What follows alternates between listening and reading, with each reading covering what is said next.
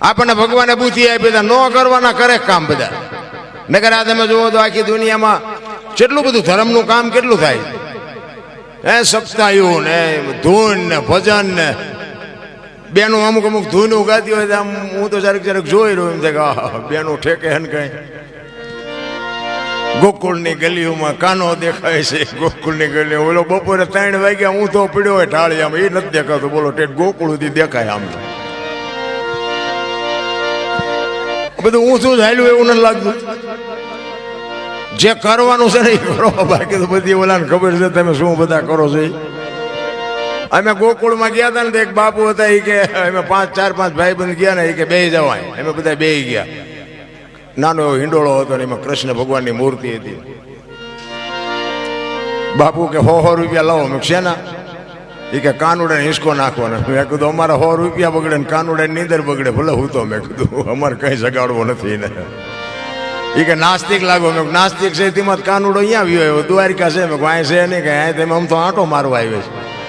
આવીને આવી બધી બાપુ વાર્તાયું છે. કાંઈ છે નહીં. માને બાપને જાળવી લ્યો બસ, બીજું કાંઈ કરવાની જરૂર નથી. બધું બાપુ ઈશ્વર બધું હાંકશે. કારણ કે તમારાથી તમારા મા બાપથી તમે છો ને મારા મા બાપથી હું છું. મા બાપને ભૂલ્યા એટલે ગયા દુનિયામાં. સમજી લેજો કોઈ આ દુનિયામાં આંગળી ન પકડે. લખવું હોય તો લખી લેજો. એક વ્યસન હોય તો વ્યસનથી દૂર રહ્યો. એક કુટુંબની એકતા રાખો. મા બાપની સેવા કરો. બાપુ સતયુગ જ છે, કાંઈ કળિયુગ બળિયુગ જેવું છે નહીં. બાકી આપણે કરશું ને આ બધું સુધરી જાય છે એવું કાંઈ મને એમ થાય કે જીવે એવું જ હવે આવ્યું. બોલો જીવે એવું નથી આવ્યું. પણ સંતોષ જેવી ચીજ નથી બાપુ. સંતોષ હોય ને તો જીવવાની મજા આવે. બાકી વાતમાં કાંઈ છે નહીં. અને મંથન થાય ને એટલે મહાપુરુષે કીધું કાચો પારો લક્ષ્મણ જાણજો જેવા તેવાથી જીરવો ન જાય.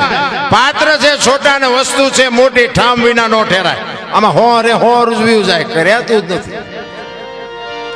કહેવાનો મારો અર્થ ઈ છે કે જો તમને વેદના ન હોય, જો પીડા ન હોય, આપણે કોઈ પણ ધંધો કરતા હોય તેમાં આપણો પ્રેમ હોય કે આપણે ખેતી કરવી છે, આપણે ઢોર રાખવા છે, આપણે કારખાનું કરવું છે, આપણે નોકરી કરવી છે, જે કરવું હોય એના પ્રત્યેનો તમને મને પ્રેમ હોય ને તો જ બાપુ ને આ પરમેશ્વર કંઈક તમને મને આપતો હોય છે. પ્રેમ ને વાજા હોત તો જગત જોગી બની જાત, હલકી ને હિમાલય જાત, પછી ભગવા ફેરી ભુદરા.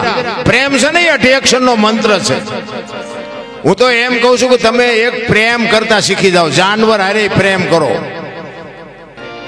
કહેવાનો મારો અર્થ એ છે ગંગા સતીએ બાબુ શ્વાસાનો હિસાબ માર્યો. 21,600 શ્વાસા તમારા એમ નામ જાય છે. આપણે આ આપણો જે સ્વર છે ને, જે સ્વર છે એ જ ઈશ્વર છે. બીજો કોઈ ઈશ્વર છે નહીં. બીજે ક્યાંય આડાવડા ગોતવાની જરૂર નથી. બધા તમે મને સાંભળેલો છે અને હું તો ખટારો લઈને આખી દુનિયા રખડ્યો. કાંઈ છે જ નહીં રામ.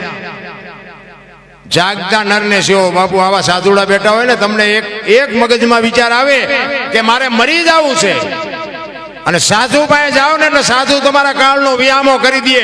એ એમ કે મરવું છે ને મરી જાજે પણ 2 દી રોકા પછી બધું કરશું.